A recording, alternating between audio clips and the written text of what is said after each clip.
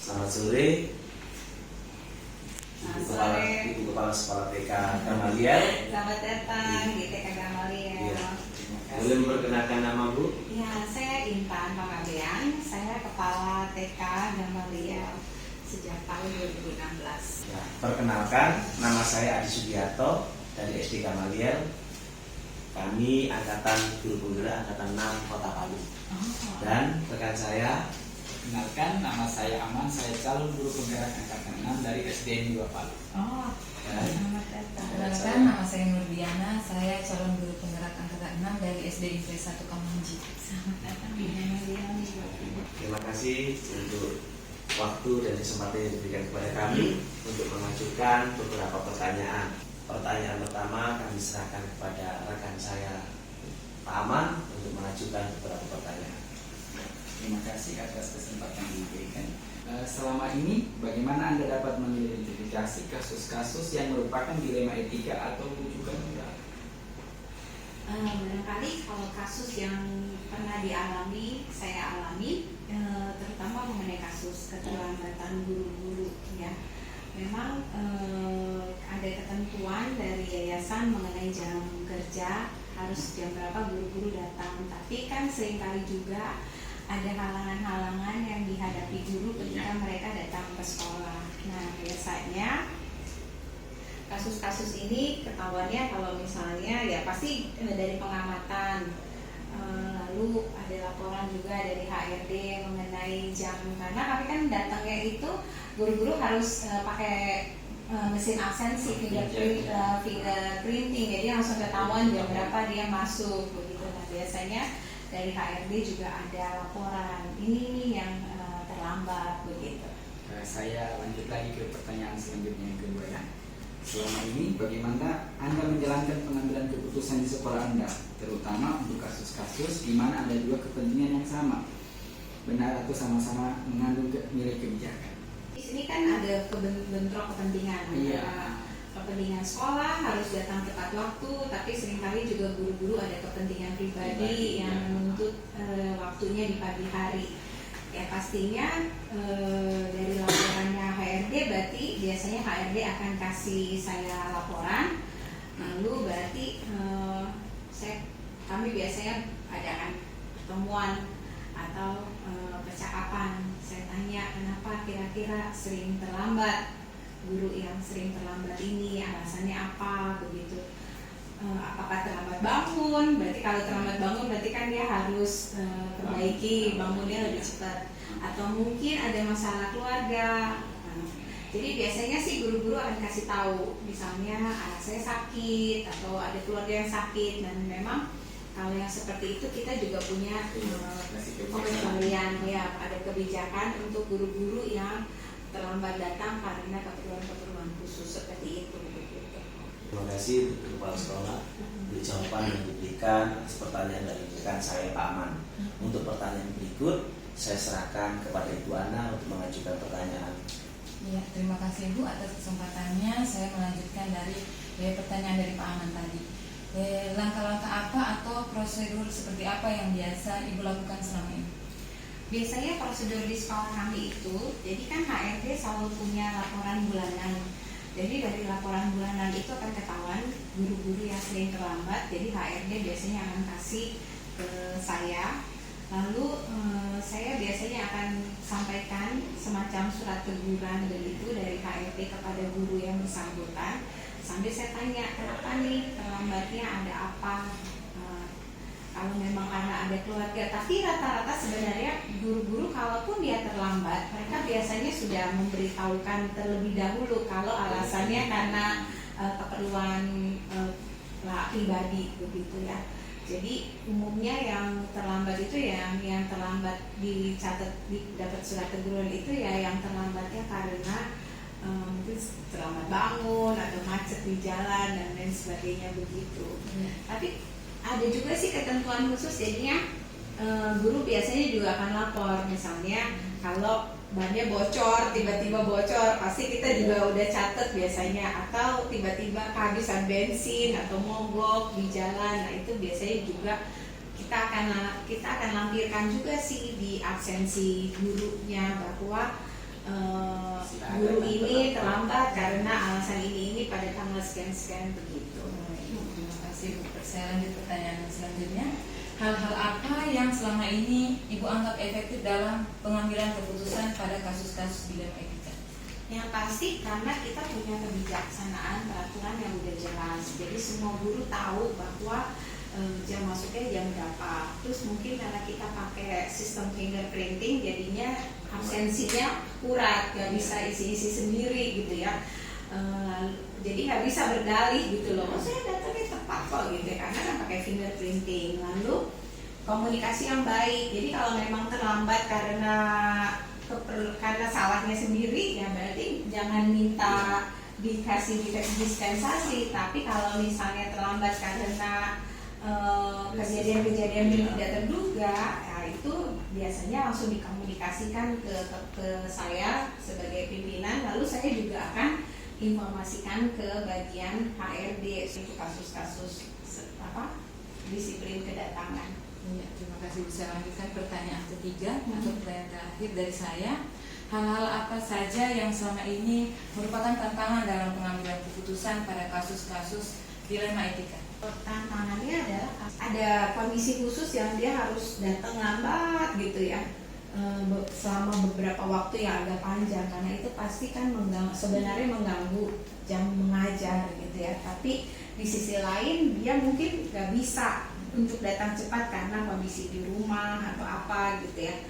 Nah itu yang biasanya kalau dikasih izin, nanti yang lain merasa kok dia dikasih ini gitu ya, ya itu memang kendalanya di situ biasanya.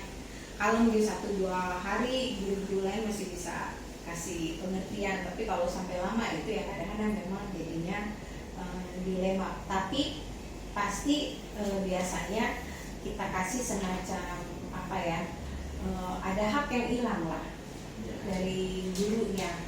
Misalnya berarti apakah dia gajinya dipotong, kehilangan uang transport gitu karena dia datangnya terlambat untuk jangka yang panjang gitu.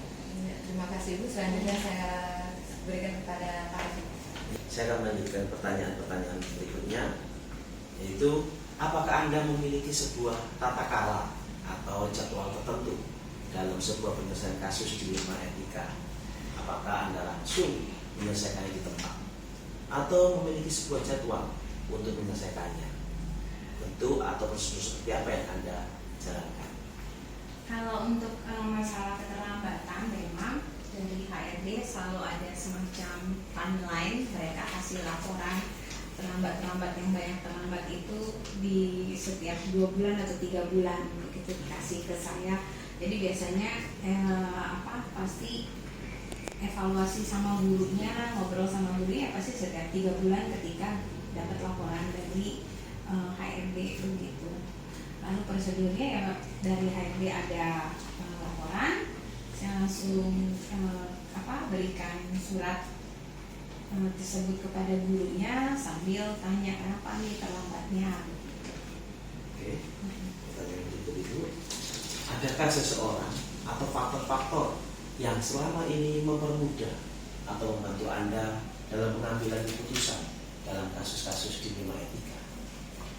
Yang pasti kalau sekolah punya aturan yang jelas itu sangat membantu ya dalam hal mengambil keputusan yang menyangkut etika.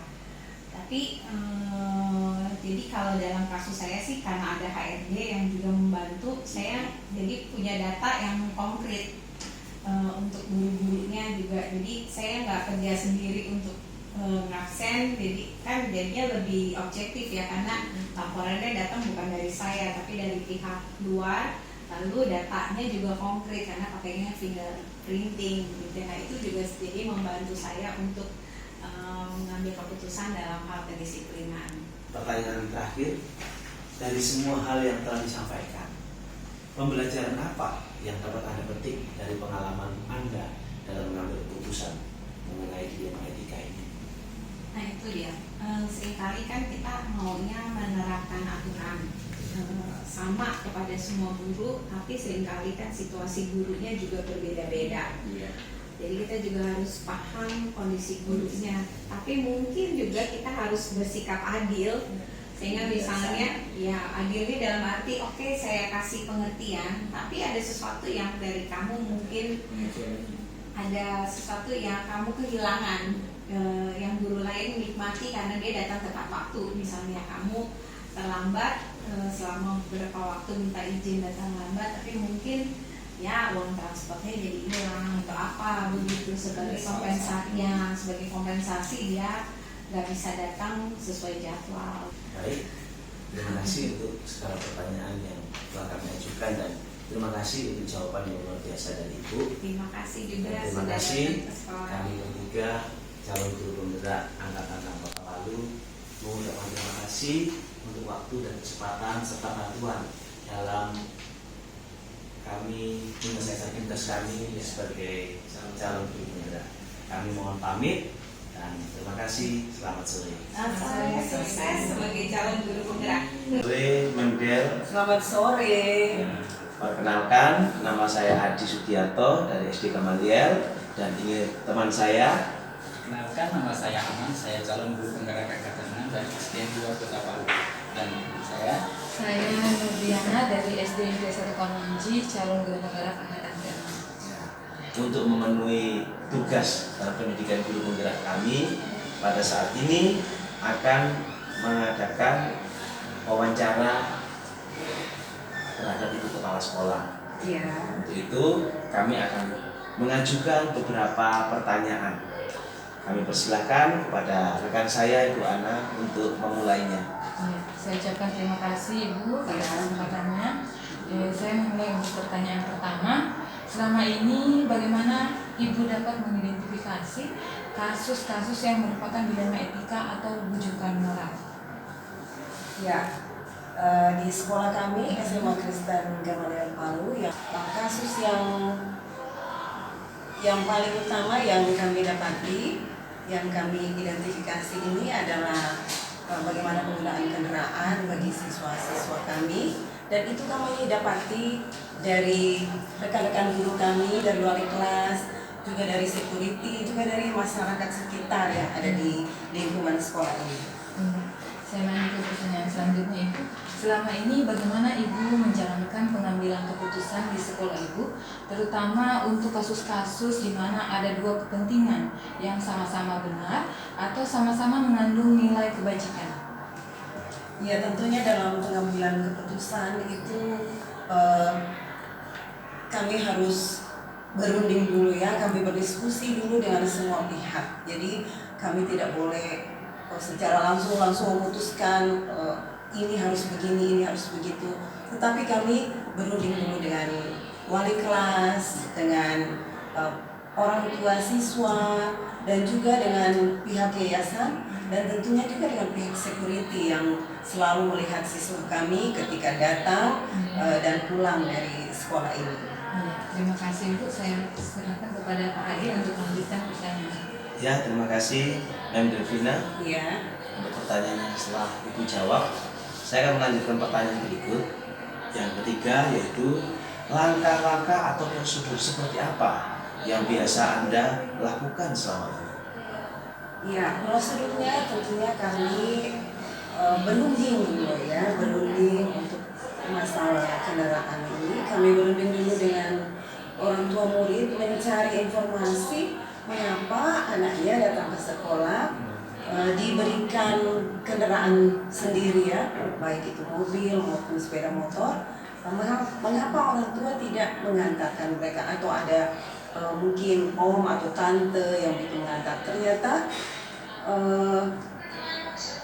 dari pembicaraan kami dengan orang tua itu, jadi kami bisa mendapat permasalahannya begitu, mengapa akhirnya mereka siswa-siswa kami membawa kendaraan sendiri ke sekolah. Terima kasih Bu. Untuk pertanyaan berikut, hal-hal apa saja yang selama ini Anda anggap efektif dalam pengambilan keputusan pada kasus-kasus dilema etika? Ya, tentunya yang paling efektif adalah komunikasi, ya komunikasi dari pihak kami, sekolah dengan guru-guru semua, dewan guru juga dari yayasan, juga kami berkomunikasi dengan masyarakat dan tentunya juga dengan siswa-siswa kami ya, dengan orang tua mereka, agar dengan adanya komunikasi ini kita bisa saling mengenal, saling mengetahui problema apa yang dihadapi tentunya oleh siswa maupun orang tua. Untuk pertanyaan terakhir dari saya, hal-hal apa saja yang selama ini merupakan tantangan dalam pengambilan keputusan pada kasus-kasus dilema etika? Iya, karena Pak Adi juga tahu ya bahwa kalau membawa kendaraan itu harus ada surat izin mengemudi seperti itu ya, harus ada SIM. Tetapi siswa kami kan kelas 10 ya belum cukup, belum memenuhi standar ya untuk mendapatkan surat kendaraan, surat untuk bisa membawa kendaraan sendiri. Dan ini adalah yang menjadi dilema bagi kami. Tetapi untuk memecahkan ini tentunya kami selaku pengambil kebijakan, kami selalu berunding begitu ya, berunding. Karena kami sadari kami juga pasti melanggar gitu ya, melanggar aturan tata tertib lalu lintas yang ada. Karena siswa-siswa kami itu memang belum memenuhi syarat ya untuk mendapatkan surat izin mengemudi. Iya, terima kasih Bu.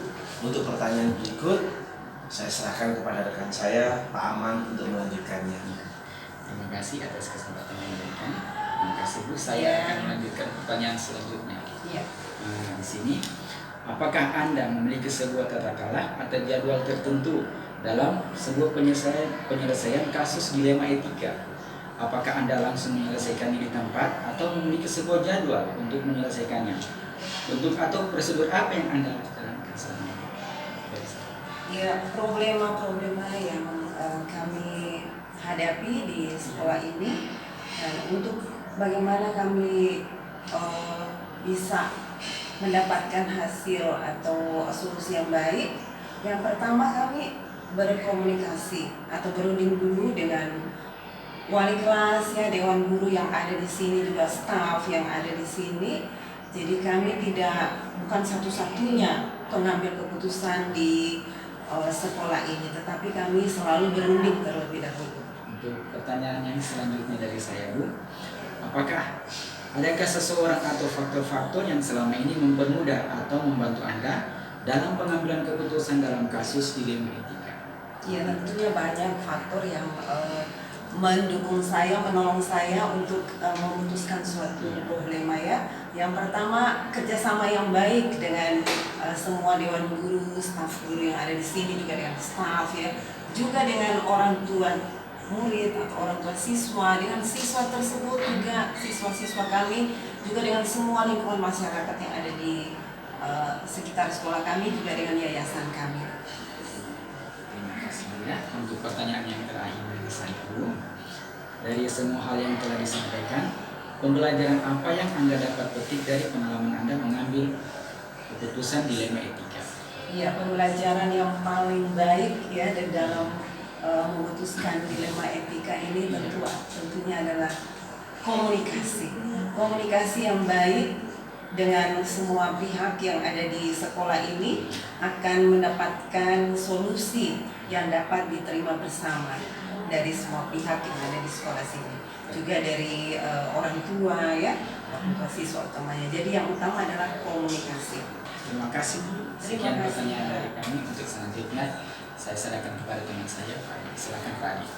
Iya, kami bertiga mengucapkan terima kasih untuk segala bantuan yang telah Ibu Kepala Sekolah berikan bagi kami dalam percakapan pada sore hari ini, untuk segala jawaban yang telah diberikan atas pertanyaan-pertanyaan kami dalam pemenuhan tugas kami sebagai calon guru penggerak angkatan 6 di Kota Palu ini.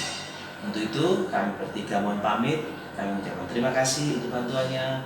Selamat sore Ibu. Selamat sore, sukses ya. Terima kasih untuk doanya. Iya.